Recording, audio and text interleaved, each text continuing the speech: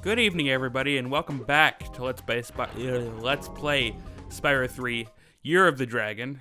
You would think by 22 episodes in, or 21 episodes in, however many it's been, I would have learned to talk, but apparently I haven't. Anyway, we're going to be entering Frozen Altars here, which is the first main level here that we're going to tackle in Evening Lake Homeworld. So we get actually a random mysterious power-up here that is kind of, I guess, a precursor to some of the later Spyro games where we get freeze breath, but only for this level. And, well, it works pretty much the same way as it does in some of your later games. You freeze enemies instead of firing them. What happens is they, well, are frozen. They don't die instantly like happens with the flame breath. And another gimmick to this level, you get to operate these fire things to kill enemies and, more importantly, melt walls. Like this one right here, because you need to melt the walls to get past. It's this game, don't question it. That's all I have for you. It's this game. Yeah, so this is this game's Frozen level here, as you could have guessed by the fact that it's Frozen Altars. Now, one other interesting thing that I kind of was doing a little bit of research with in between episodes is the skill points. Because I realized as well, ooh, that guy almost murdered my face right in, and for whatever reason my charge did not kill him. I'm not sure why. This game. But I was doing a little bit of research between episodes here in regards to the skill points that we've been collecting, because, well, those actually do play a little bit of a role. I realized the other day that there's actually an epilogue to this game that kind of shows off what the characters have done, like, following the events of this game, essentially. And by the way, you have to use this to kill the snowman. There's no other way around it. Just kill the snowmen. They pop. It's fine. It's normal, I guess. This game. But I was doing a little bit of research into the skill points because there's actually an epilogue to this game. Now, what does that have to do with skill points, you might be asking? Well, to unlock the epilogue, you actually need to get all the skill points. Which explains why I've never seen it, because I've never actually figured out how to get all the skill points. One reason. Well, mainly one reason. One, I'm terrible at the skate parks, or at least usually was. Especially as a kid, I was always terrible at the skate parks. By the way, you can freeze the NPCs of this level to actually get to places. And yes, not only can you, will have to if you want to go for 100%. But I've never seen the ending of this game because I've actually never bothered to go for all the skill points. It's not at all necessary for 100%, mind you. But if you do want to see that ending thing, well, you gotta get all the skill points. And I think I'm gonna try to do that. But there's always been one thing that's always held me back, even if I was good enough, and I kind of am good enough at the skate things. It's the lovely minigame that we're watching right about, well, not yet, but like it's immediately to the right. And for those of you who have not played this game, this is the minigame that I have been dreading the entire time throughout the gameplay. This is basically my least favorite minigame in this entire game. That's the easiest way to put it. It's my least favorite one. That's it. That's really what this is to me. That minigame right there. And I was dreading it the second I saw it. I was like, I mean, I knew it was coming. There's no way if you've played this game before, and if you've played this game before trying to 100%, you've probably touched that minigame, and you've probably, like, cried yourself to sleep at night trying to figure out how to beat that minigame. Yeah, there's no way I was thinking that this was going to go well, to say the least. I've been dreading this ever since I realized that I was going to have to do it.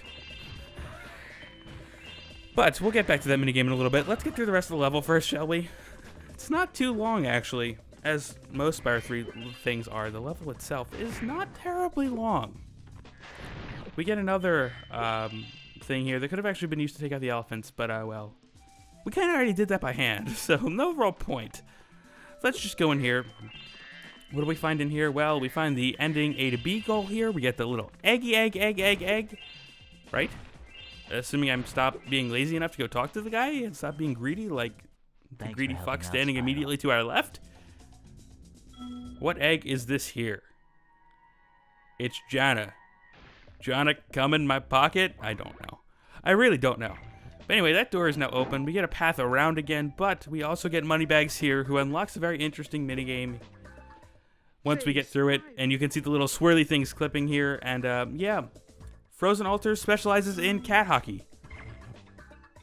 Literal cat hockey. No other connotations to that. What other connotations to that could exist? Ever. I have no idea. Yeah, so Ernest here will tell us about something that I don't really care about, because we can just climb on his head and it doesn't really matter what he thinks. And we will go up here, and we've got a little bit of gliding and jumping to do here to get us a few things. Gems are one of them, because those are kind of important now that Moneybags keeps charging us for everything. Our net worth is going down significantly, and his is only climbing higher and higher.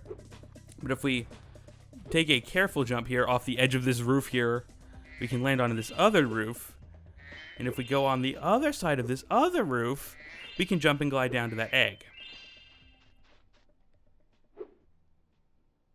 We can jump and glide down to that egg. Thank you, me. Cecil. Cecil go crying in the snow. I have absolutely no idea here, folks. None at all. Anyway, there's a couple more gems and things that we have to get up high, so you're probably going to do that again, unless you don't care, in which case, go ahead, don't care, that's fine. Yeah, just go up a few steps, jump and glide over here, you get a few gems, jump and glide over there, you get a few more gems. A few more gems! And hey, look, there's an egg over there. Well, how do we get to that? Well, the answer is actually pretty much just go to the top and glide around to it. Not that bad. Jasper. Insert Steven Universe joke here. That one writes itself because I didn't do anything for it. So what's next, you might be asking? Well, I don't know. What am I missing? Probably some gems. In fact, I am missing some gems, but oh yeah, there's more gems around here on the edge that I completely forgot about because I was just too lazy to go jump there in the first place. Gems are great. 10 more up here. And should we? Let's do it. Let's go get this stupid minigame out of the way, right? No? I thought I was gonna go get the minigame out of the way. God, me, what are you doing? Now, yeah, we're gonna go do it. I was trying to put it off for myself, but I got it out of the way.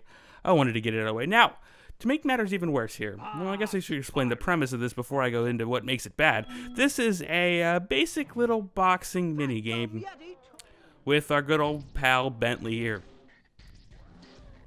Now, what makes it basic is kind of interesting, I guess, because, well, everything here is randomly generated. There's no real way to do this properly. And I have wasted many hours and many attempts trying to do this minigame properly. But there was one thing I saw on a YouTube comment the other day that apparently actually worked pretty well for me. Because I was looking up videos of like the skill points and things, trying to figure out the skill point thing. And somebody in the comments said that the easiest way to defeat the Yeti is to actually just straight up just back him into a corner and mash the crap out of the R button. Or not the R button, the square button. R button, good lord. But we got our first egg ally. Ally. We're gonna call it ally because they're an ally to our victory. Haha, victorious. But there's 2 rounds here. And by which I mean, this one's actually 3 rounds. There's 2 eggs here. The skill point for this is to defeat the Yeti in 2. It takes a lot for people to do this in 3.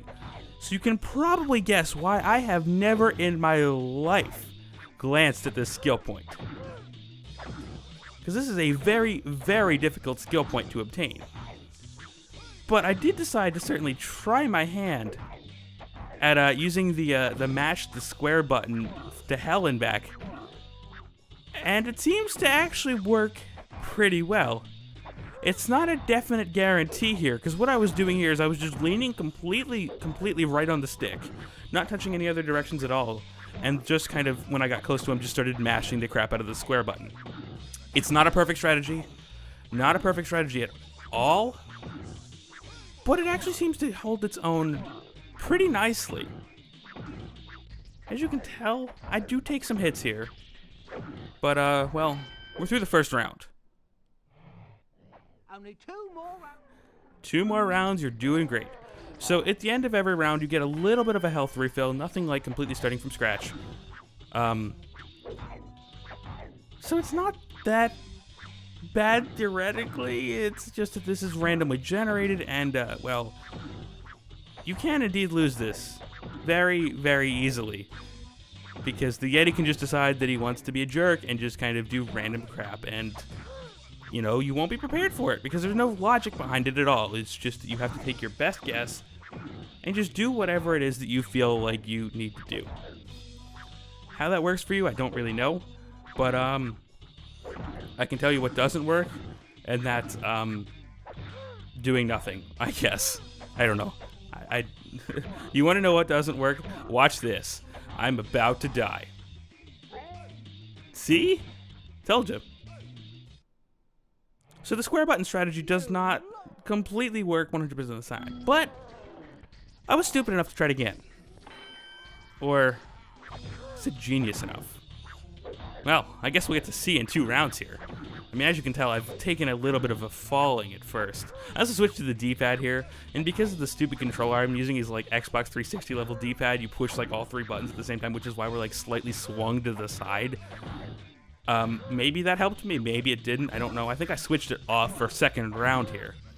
But yeah, we've taken a little bit of an early fallback here, but we're starting to come back a little bit, because those little square jabs, which do only a little bit of damage, by the way, but we've managed to bring him back into the corner, and we just keep hitting him again and again and again, to the point where we actually have the lead back. He gets a couple jabs on us there, especially some nice big ones, but, well, we're going to time out the round here in just a few seconds, so let's make some hits count. I've never seen anybody do this in 1. I'm not quite certain if it's possible. Maybe make a MagFest achievement out of it or something, for those of you who have been to MagFest and know all about the whole beat Mike Tyson in 1 round challenge that was there for years when they had challenge tables. Yeah. make one of those out of this game, who knows? Except for that actually has strategy to it. This doesn't.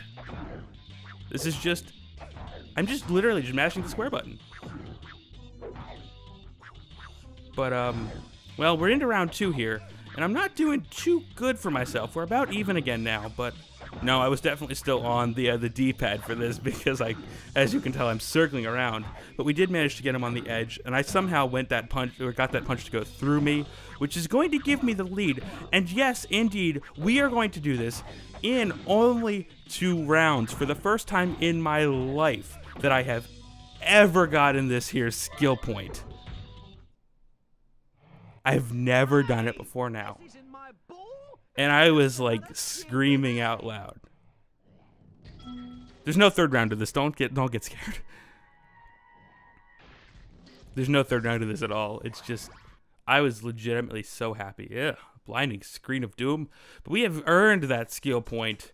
That comment apparently held some truth to it. So if you want to try that on your own, just back them into a corner and start mashing the crap out of the square button. You can certainly try it. And anyway, we're on to cat hockey here. Now, this cat hockey attempt was actually really, really weird. I challenged a Rhinoc to a... Oh, and for those of you who weren't convinced it was cat hockey when I said cat hockey, yeah, it's literal cat hockey. What else would it be? It's this game. So, yeah. One strategy to this as well is you can freeze the Rhinoc. You can't quite take his cats away once he's put him in the bin. And I realized I forgot that this is actually backwards because you're like your own goalie and everything. But yeah, you can freeze the Rhinoc. I've tried my best to get him into the thing, but it's always a wise decision to have him frozen basically at all points. And unfortunately, freezing him repeatedly won't reset the timer. But as you can see, I managed to tie it up a little bit. That cat, for whatever reason, even though it like like, kind of went off the thing. Managed to come back. I'm not sure why, but it did. We got a second one. He got a second one. So we're good to go. It's first of 5, by the way, if I didn't clarify that. So, yeah, let's go cat hockey, because whatever. We got 3. And, well, he's got himself, like, 2 of them there. I think we're going to help him out a little bit here, basically. Yeah, so he went up to 3. We're going to steal this cat, because that's a quote that I probably would not have thought of myself saying ever, but, there it is. There it is, folks. What am I doing with my life? The answer, apparently playing cat hockey in Spyro. We're going to freeze the Rhinoc again just so that we have a little bit of an extra hand. Or, by which I mean we don't have an extra hand. One of those cats managed to somehow float itself into my box. Again, another lovely sentence here that should not be taken out of context. Nobody quote that. Anyway, let's get this last cat in the cat goal for cat hockey and nothing else. So we can be done with frozen altars. Anyway, 5 points. We're good. We're done with this here. And, well, if you didn't notice, we're missing gems, but, we get our last egg, a sheep. Oh, wait, it is a dragon! 6 out of 6. Almost done here, folks. Let's just go find the, catnip pillar. Let's go find the last couple of gems here, because I realized that they were, like, hidden. But all the gems in this section are actually in the main level, so if you're missing gems, it's going to be in the main level. I realized that they're actually, like, right behind the staircase. So make sure you look behind that staircase if you're missing 15 gems, because they're right here. 600 out of 600. Let's get out of here, shall we? Level complete indeed, Epotamus. And, yeah. We're good. That's it for Frozen Altars, thankfully. We get to get out of here. Kind of a fun level, but also a pain in the ass one because of that minigame at the exact same time. Anyway. Returning to Evening Lake home. And, last but not least, level complete.